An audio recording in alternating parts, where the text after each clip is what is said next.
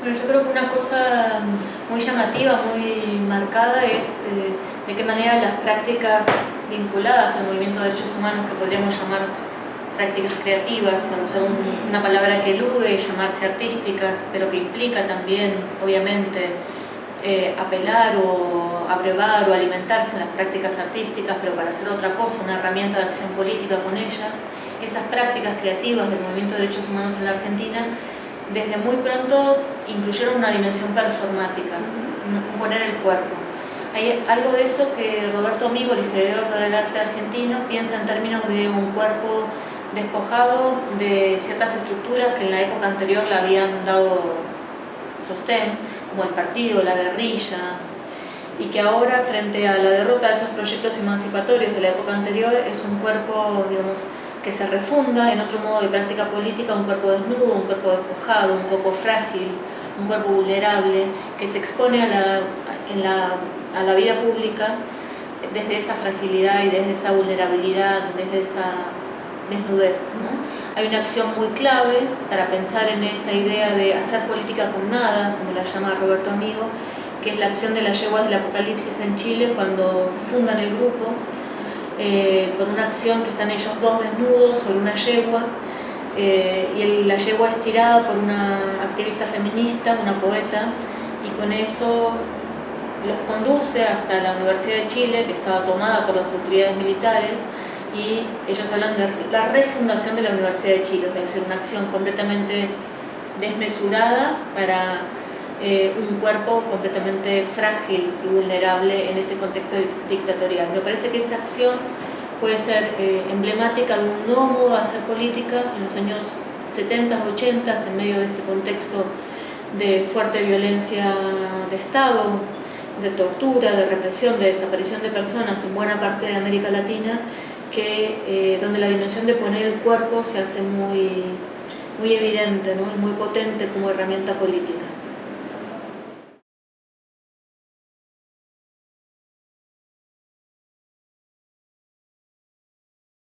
Particularmente en la Argentina, el siluetazo nos permite mostrar esa dimensión. Por un lado, es una iniciativa de tres artistas que en 1982 empiezan a pensar de qué modo cuantificar el espacio físico que ocuparían entre nosotros 30.000 cuerpos desaparecidos, cuantificar ese vacío, la presencia de la ausencia, y empiezan a articular esa idea de la cuantificación con un recurso muy sencillo que usaban en sus clases de dibujo para niños.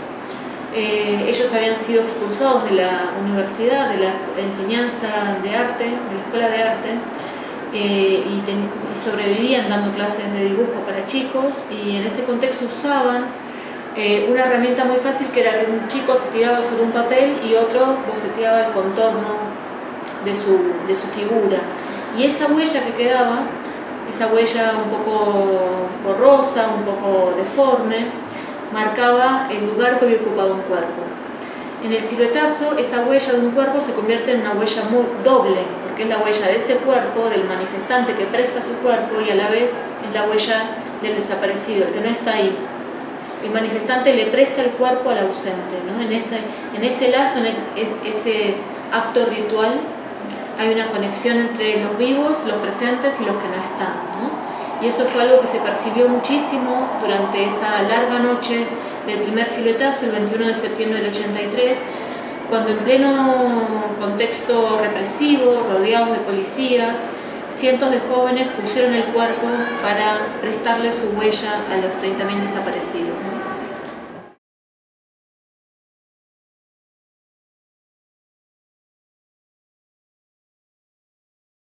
Sí, yo diría que las madres y las abuelas y los organismos de derechos humanos tuvieron esa consigna muy pronta, muy temprana y muy precisa, muy insistente respecto de la dimensión de estos recursos creativos como modos de hacerse visibles, de hacerse ver, de comunicarle al mundo la lucha que estaban emprendiendo, la denuncia que estaban instalando, ¿no? Eso es muy fuerte desde que se pusieron el pañuelo, ¿no? y empezaron a hacer la ronda de los jueves. Hay algo ahí del modo en que apelan a esos recursos performáticos y visuales y esos modos de acción para hacerse visibles y como modo de identificarse entre ellas, pero también de protegerse respecto de la agresión dictatorial, y para protegerse era clave hacerse visibles a nivel internacional, ¿no?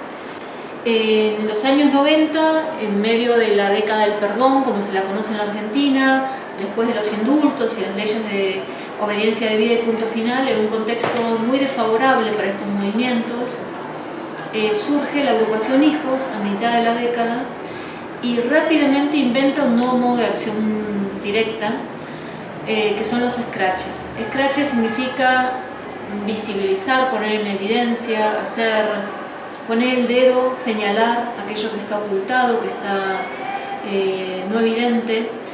Y el scratch fue el modo que encontraron los Hijos de llamar la atención, ya no tanto sobre las víctimas, que había sido el eje del sirotazo, por ejemplo, ¿no? Volver visible la ausencia de esos sujetos negados por la dictadura, sino más bien volver evidente la impunidad de los represores que estaban sueltos y libres entre nosotros, ¿no? Entonces el eje se desplaza de las víctimas a los victimarios, y el eje también se desplaza de la ronda ritual en torno a la pirámide de Mayo, que fue una insistencia en la lucha de los mares de Plaza de Mayo y lo sigue siendo hasta hoy, a una acción muchísimo más deslocalizada que podía ocurrir en cualquier parte del país de manera inesperada. Hay una consigna de Hijos que lo grafica, que es: a donde vayan los iremos a encontrar, ¿no? Esa idea de estén donde estén, el scratch va a poner en evidencia esa presencia, ¿no? Entonces me parece ahí muy clave ese doble movimiento de deslocalización y de pasar de la víctima al victimario. ¿Cómo hicieron los scratches? Básicamente el scratch es un proceso de investigación de un prontuario, de unos antecedentes que han sido denunciados pero que han sido también indultados por las políticas de Estado, que han sido olvidados, y que permiten que muchos de esos sujetos, esos represores, continúen trabajando o en las fuerzas policiales o en diferentes reciclados en la seguridad privada, por ejemplo. Y luego de investigar sobre esas personas y ubicarlas, saber dónde están en ese momento, el scratch implicaba un trabajo localizado en el barrio, en el entorno del represor. Entonces era investigar y luego con esa investigación ir al barrio, hablar con los vecinos, con el verdulero, con los negocios de la cuadra, en la escuela más próxima, y durante un largo mes y medio hacer un trabajo insistente de gráfica para señalizar esa presencia.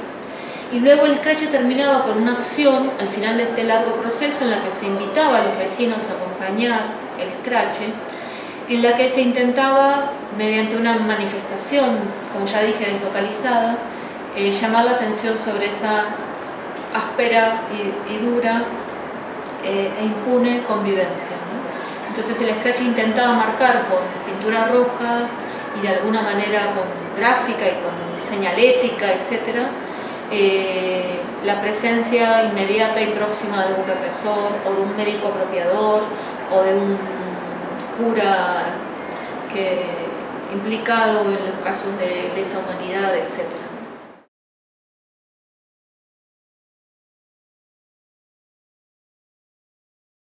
Bueno, hay algo de la mirada en los objetos que me parece conciliador de energías, y que no ha sido demasiado estudiado, justamente porque las condiciones de clandestinidad, de la desaparición y de la prisión ha hecho que muchos objetos desaparezcan también, junto con los propios sujetos, ¿no? Pero hay un esfuerzo por evidenciar esos objetos con toda su carga, que me parece muy importante, que se dio en La Perla, en el centro clandestino de Córdoba, a través de la iniciativa de Mariana Tello, que es hija de desaparecida y que es activista, antropóloga y que ha trabajado mucho en este centro clandestino de detención. Y Mariana hizo una investigación con una serie de sobrevivientes de La Perla para que muestren objetos que hayan sacado de prisión, que hayan logrado sacar del centro clandestino. que son objetos muy distintos. Uno, por ejemplo, mostraba el anillo de casado, que lo había logrado mantener dentro del centro y lo había logrado sacar con él. Otro mostraba una ficha de ajedrez hecha en viga de pan, con la que había logrado jugar al ajedrez dentro del campo y que la había logrado sacar del campo y la había conservado como un objeto portador de esa memoria, ¿no? Bueno, y así, pequeños objetos que decían mucho de esa experiencia concentracionaria y que volvieron al campo para contar esas historias, ¿no? Me parece muy potente ese ejercicio. No sé si lo conocían, pero me parece que está bueno conectar con lo de Mariana también. Les puedo también mandar un texto de ella. Lo segundo que hablamos tenía que ver con Lola Arias y con el trabajo en torno a mi vida después, donde también hay algo que tiene que ver con activar un archivo de fotos, de documentos, de objetos, de animales incluso, ¿no? Que tiene que ver con una memoria respecto de cómo los hijos, desde un lugar de infancia, vivieron la dictadura y sobre todo el lugar de sus padres en la dictadura, tanto como militantes, como en lugar de represores en algún caso, ¿no? Entonces hay algo de la memoria de los objetos, de los documentos, que es activado allí en un ejercicio muy potente para hacerlos decir, ¿no? Incluso de una manera muy irrespetuosa con el documento, ¿no? Para intervenir el documento, para romperlo, para marcarlo, para estrujarle un sentido, ¿no? A ese documento que si no podría estar quieto y completamente callado, ¿no?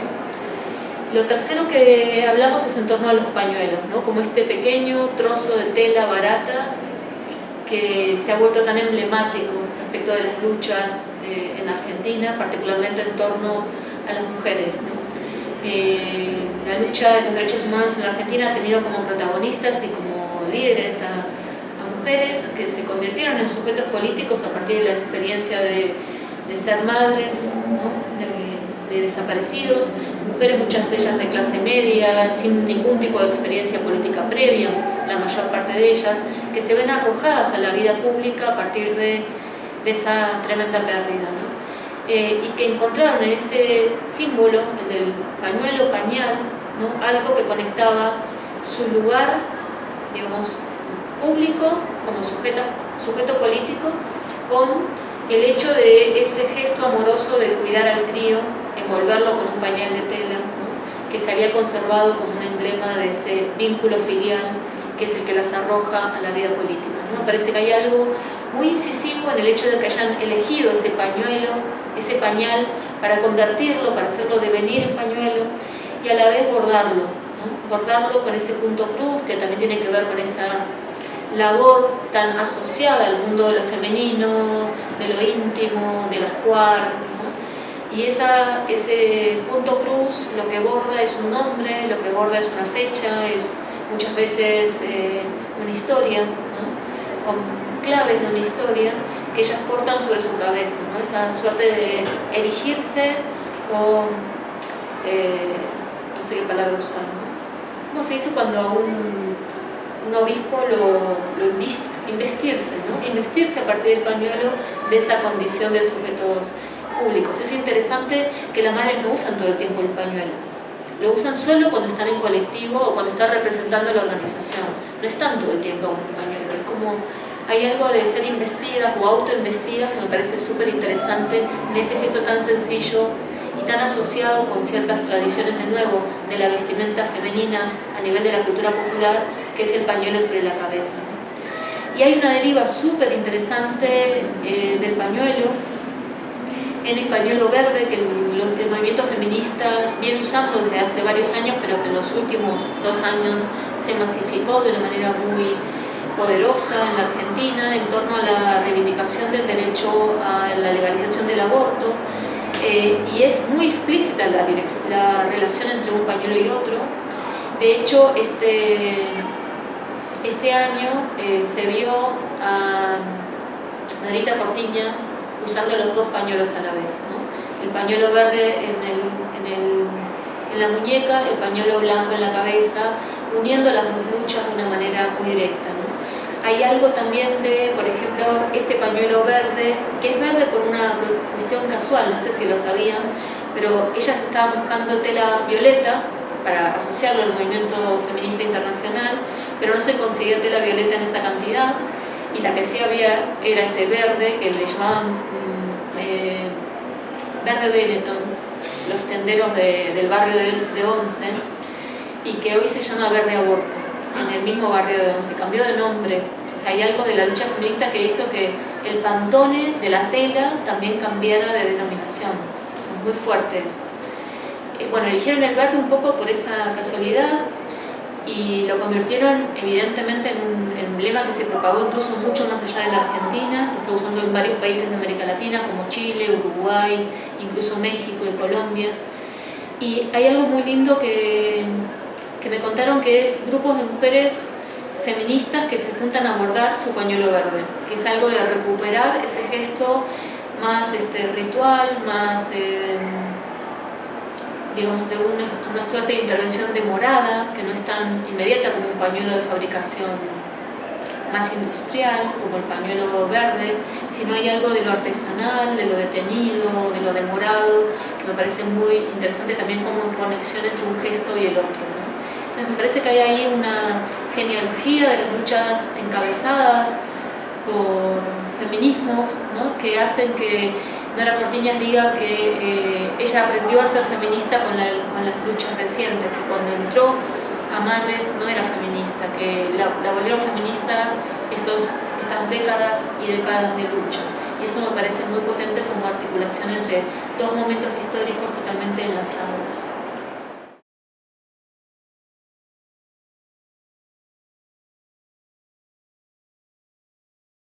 Bueno, hace un año y poco más estoy como directora de actividades públicas del Museo Reina Sofía, que es la verdad un cargo súper complejo y también, digamos, muy posibilitador, porque es un museo increíble en cuanto a la experimentación o la capacidad de laboratorio de nuevas formas de institucionalidad, de construcción de colección, de nuevas narrativas en torno a la historia del arte y a sus vínculos con la historia política. Creo que solo recorrer cómo está montado hoy el Guernica nos da una clave de eso, ¿no? El Guernica dejó de ser una obra maestra de Picasso para pasar a ser claramente un artefacto de propaganda política en medio del contexto de la Guerra Civil Española, ¿no? Ese es el contexto que hoy tiene el Guernica en el museo. Digo por mencionar un gesto evidente, ¿no? Va mucho más allá de eso. Cuando vengo trabajando hace muchos años con Manolo Borja, con su equipo, en diferentes proyectos de curaduría, de investigación, de archivos, en torno también a la complicidad que la red Conceptualismos del Sur tiene con él, que es participante de la red, y a Jesús Carrillo, que fue también director de actividades públicas previamente. Y en ese contexto, cuando Manolo me ofreció venirme acá, me dio mucho vértigo, pero también me pareció que era la posibilidad de, entre comillas, sudaquear el museo, ¿no? Hacerlo el museo de una manera muy provocadora, era un chiste más bien, más que una proclama, como alguna gente lo tomó, pero era el chiste de pensar qué se puede hacer desde un lugar, desde el sur, posicionado, situado desde el sur, en un museo tan claramente visible dentro del mundo institucional del arte contemporáneo como este, tan visitado, es el museo más visitado de España en este momento, ¿no? Entonces creo que se puede hacer mucho, también tiene toda la complejidad de una máquina burocrática del Estado español y eso implica muchos límites también, pero me parece que el punto es concebir el museo no como un lugar unilateral, sino como un territorio de batallas, de confrontaciones, de fisuras,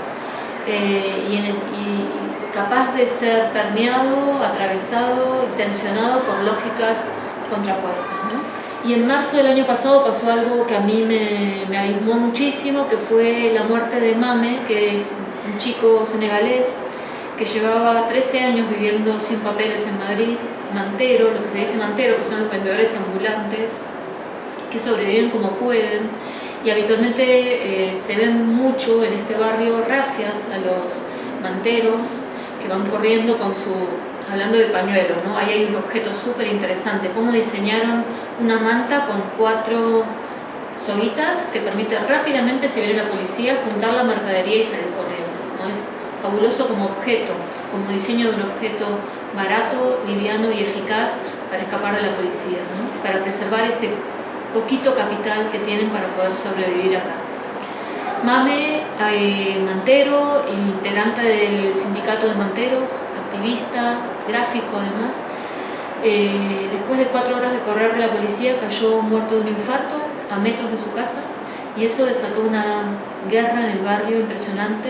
El barrio estuvo durante 3 días totalmente atravesado por la ira de la gente, vidrieras rotas. Me hicieron acordar mucho al clima y a la escena del 2001 en la Argentina, los bancos y los negocios de marca rotos, las persianas cerradas, los helicópteros sobrevolando el barrio, y el museo totalmente imperturbable, como si no hubiera pasado nada. Y para mí eso fue como tremendo, darme cuenta de ese nivel de hermetismo que podía mantener el museo con sus lógicas cotidianas, que podían permanecer indiferentes ante semejante tragedia, ¿no? Y hemos avanzado un montón.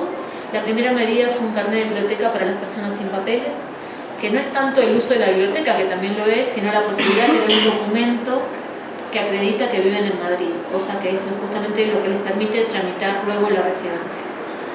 En segundo lugar, un picnic en el jardín del museo, que lo hicimos el año pasado y lo repetimos mañana, que es un espacio verde de los que no hay en el barrio y que debería ser de acceso libre y gratuito. De hecho formalmente lo es, pero nadie lo usa, porque nadie lo sabe usar. Entonces es volver a establecer lo que yo llamo un puente, un túnel, una forma de acceso del barrio a ese espacio como un espacio público que les pertenece, ¿no? El museo como un foro que quiere incidir y tomar posición y ser atravesado y interpelado en este lugar ambiguo, porque no es que el museo de golpe sea otra cosa. El museo también es punta de la gentrificación turística, punta de lanza. Este museo hace en gran medida que Lavapiés sea un barrio deseable por los turistas, pero a la vez este museo quiere ser también el lugar donde eso se confronte críticamente y se habiliten otros modos de uso de este espacio.